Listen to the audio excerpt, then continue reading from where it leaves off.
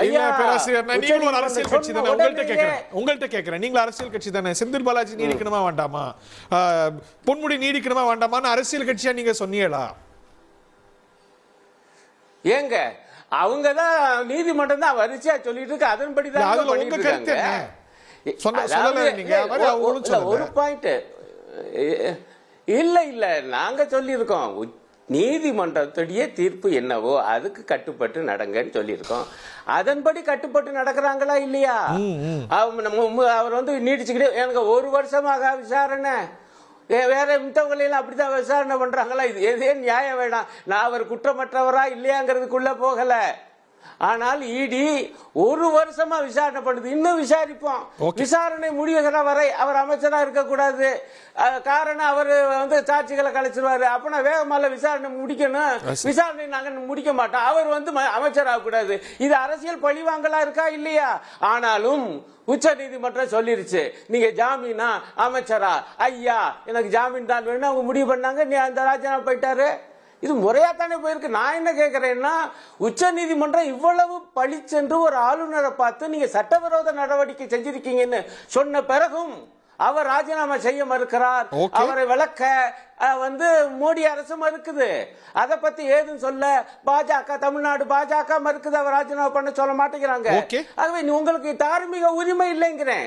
தார்மீக உரிமை இல்லை. நீதிமன்ற தீர்ப்புகளை எல்லாம் திமுக மதிக்கல அல்லது திமுக அரசு மதிக்கல சொல்வதற்கான உங்களுக்கு தார்மீக உரிமையை இழந்துட்டீங்க. ஒரு விஷயம் சொல்லுவேன், அவர் சட்ட ஒழுங்கு நிலைமை பத்தி எல்லாம் பேசினதுனால ஒரே ஒரு பாயிண்ட், முதலமைச்சர் இப்ப சட்ட ஒழுங்கு பத்தி எல்லாம் சொல்றாரு, அந்த டீடைல்ஸுக்குள்ள போறதுக்கு நேரம்லான ஒரே ஒரு பாயிண்ட், சட்ட ஒழுங்கு பத்தி பேசவும் தமிழ்நாடு பாஜகவுக்கு உரிமை இருக்கா? முதலமைச்சர் கேட்கிறாரு, ஐயா தமிழ்நாடு மணிப்பூர் அல்ல, ஐயா தமிழ்நாடு காஷ்மீர் அல்ல, ஏன்னா காஷ்மீர்ல நேரடி சட்ட ஒழுங்கு பொறுப்பு அமித்ஷாவுக்கு.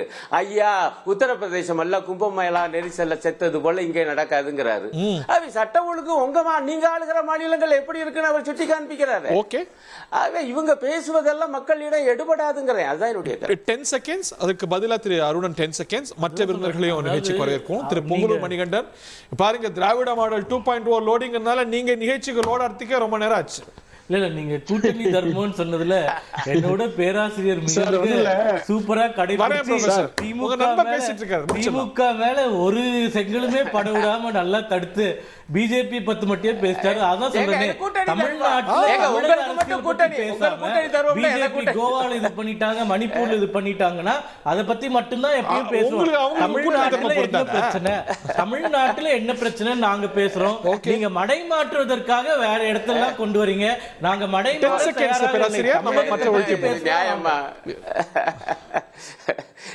இது நியாயமா? உங்க ஆட்சி எப்படி இருக்குன்னு சொல்றது எப்படிங்க மடை மாற்றவா? காஷ்மீரும் மணிப்பூரும் நம்ம நாட்டுடைய பகுதிகள் இல்லையாங்க? உங்களுக்கு தேசப்பற்று இல்லையாங்க? சரியில்லைன்னா நீங்க இங்க கேட்க கூடாது, நீங்க இங்க கேட்க கூடாதுன்றதே ஒரு பாசிசத்தினுடைய வடிவமா தான் நான் பாக்கிறேன். பாசிசமா?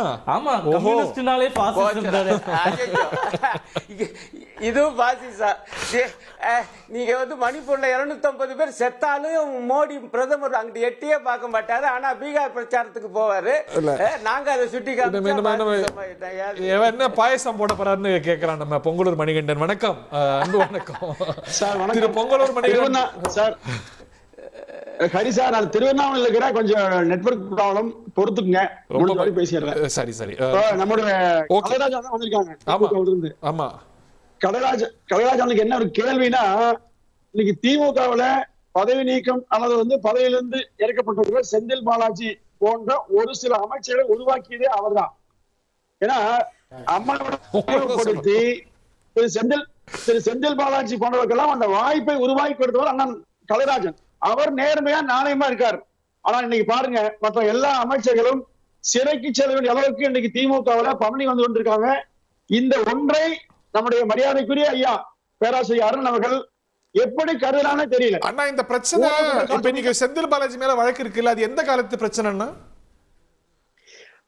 ஹரிசார் அதிமுக கலைஞர்கள் மறுக்கவே இல்லை. அப்படிப்பட்டவரை ஏன் திமுகவை சேர்த்து கொண்டு அவரை நல்லவராக மாற்றிக்கொண்டு பதவி கொடுத்து அவரை உச்சாணிக்க அமர வைத்து கொங்கு மண்டலத்துக்கு பொறுப்பாளராக்கி அவர் தியாகம் பெரியது என்று சொன்னது யாருங்க? நான் சொல்ல, நீங்க சொல்ல, சொன்னது மரியாதைக்குரிய ஐயா ஸ்டாலின் அவர்கள். இப்போ அந்த கூற்றை, அந்த நபர்களின் தவறுகளை பேராசிரியர் அருணன் ஐயா போன்ற நாணயமான ஊழல் எதிர்க்கிற பெரியவர்கள் எதிர்க்கின்றீர்களா? அப்ப அப்படி சொல்லணும்னா அதிமுக அவர் செய்யலையா இவர் செய்யலையா அந்த கதையெல்லாம் பேசாம, நீங்கள் கூட்டணி வைத்திருக்கிற உங்கள் அணியை சேர்ந்தவர்களே இந்த தவறுகளை செய்யாங்க. ஒரு 4-5 அமைச்சர்கள் இன்றைக்கு குற்றச்சாட்டுக்கு நீதிமன்றத்தின் மூலமாகவே ஆளாக்கப்பட்டிருக்காங்களே, இதற்கு உங்கள் பதில் என்ன? இதொன்று. இரண்டாவதுங்க, தமிழ்நாட்டு மக்கள் திராவிட முன்னேற்ற கழகத்துடைய அந்த 1.0 இந்த ஆட்சியை சகிக்க முடியல. நீ அடுத்தடுத்த ஆட்சி என்று ஐயா ஸ்டாலின் பேசுவது உண்மையா அச்சமா இருக்கு, மக்களுக்கு பயத்தை உருவாக்குது. ஏற்கனவே 5 ஆண்டு காலத்தில் நெருங்கிற நேரத்தில் நீங்கள் நடத்திய ஆட்சியுடைய விளைவை ஒவ்வொரு நாளும் அனுபவிக்கிறோம். இனி மீண்டும் நீங்களா இந்த நாடு தாங்குமா என்கிற ஒவ்வொரு வார்த்தையும் இன்றைக்கு ஒவ்வொரு நாளும் பெண்களும் விவசாயிகளும் மாணவர்களும். எனவே மீண்டும் 26 ஆட்சிக்கு வராது, வருவதற்கான வாய்ப்பை நாங்கள் விடமாட்டோம், இது மக்கள் சொல்றாங்க. ஏன்னா ஒரு நாட்டில் 1967க்கு பிறகு பெருந்தலைவர் காமராஜர் மிகச்சிறந்த ஆட்சி நடத்தினார். 67க்கு பிறகு எம்ஜிஆர் மக்களால் இன்றைக்கு மதிக்கப்படுகிறார். புரட்சித் தலைவர் அம்மா அவர்கள் வாழும் மறைந்த இருந்து மறை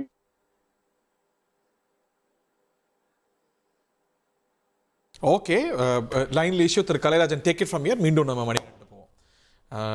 2.1 விடமாட்டோம், ஒரே வருஷம் தான் அதிமுக வருஷம்னு சேலஞ்ச் பண்ணியிருக்கிறாரு. கடுக்கடுக்கான காரணங்களை திரு மணிகண்டன் போலவே திரு எடப்பாடி பழனிசாமி அவர்களும் வச்சிருக்கிறார். First response. தம்பி மணிகண்டன் அவர்கள் சொல்லுகிற போது சொன்னார், இது மாதிரி 2 வெர்ஷன் வந்து அவங்க தான் வரப்போகிறாங்க அப்படிங்கிற மாதிரி. அடுத்த ஆண்டு 2026 தேர்தலில் அவர்கள் தான் வரப்போகிறார்கள், பாஜக கூட்டணியோடு சேர்ந்து என்றெல்லாம் சொல்லியிருக்கிறார்.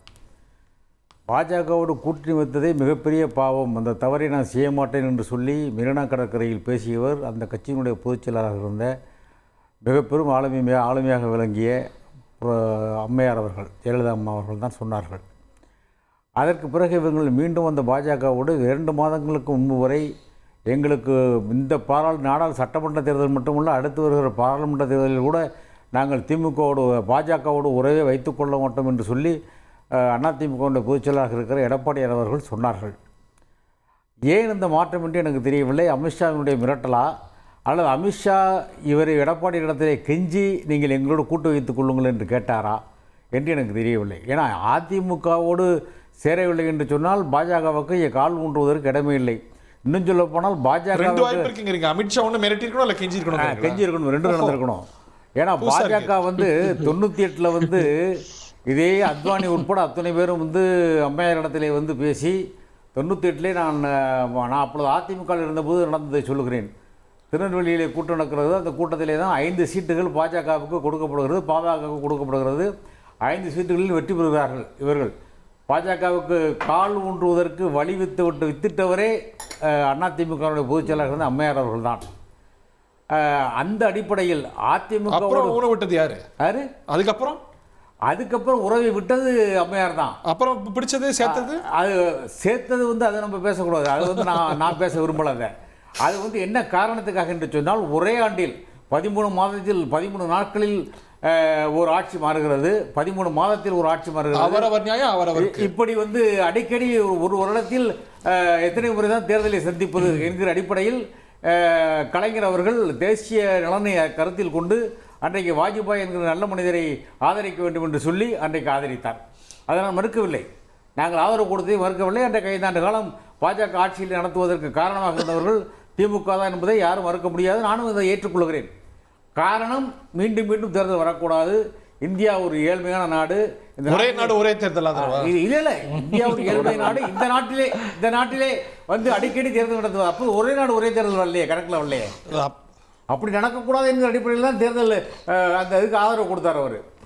அப்போ அதனால வந்து நீங்க வந்து உடனே நாங்கள் பாஜக கூட வந்து நாங்கள் உடன்பாடு வைத்துக் கொண்டோம் என்று நிறைய இதை விவாதிச்சிருக்கிறோம்.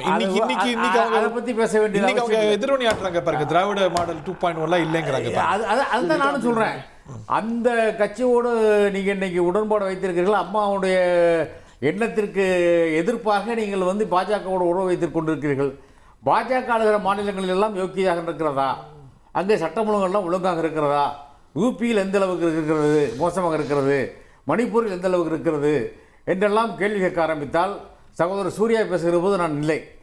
அப்படி அவர் பேசுகிற போது என்ன பேசுகிறான்னு எனக்கு தெரியவில்லை. அதெல்லாம் வந்து பேசவே இல்லை. இருந்தாலும் அவர்கள் பாஜக மாநிலங்களில் எல்லாம் இன்றைக்கு பல மாநிலங்களில் ஆட்சி நடக்கிறது. அந்த மாநிலங்களெல்லாம் பட்டியலின மக்களும் சிறுபான்மை மக்களும் எப்படியெல்லாம் பாதிப்புக்கு ஆளாக்கப்படுகிறார்கள் என்பதை எண்ணி பார்க்கிற போது அந்த கட்சியோடு உறவு வைத்துக் கொண்டு நாங்கள் மீண்டும் ஆட்சிக்கு வருவோம் என்று அதிமுக சொல்வது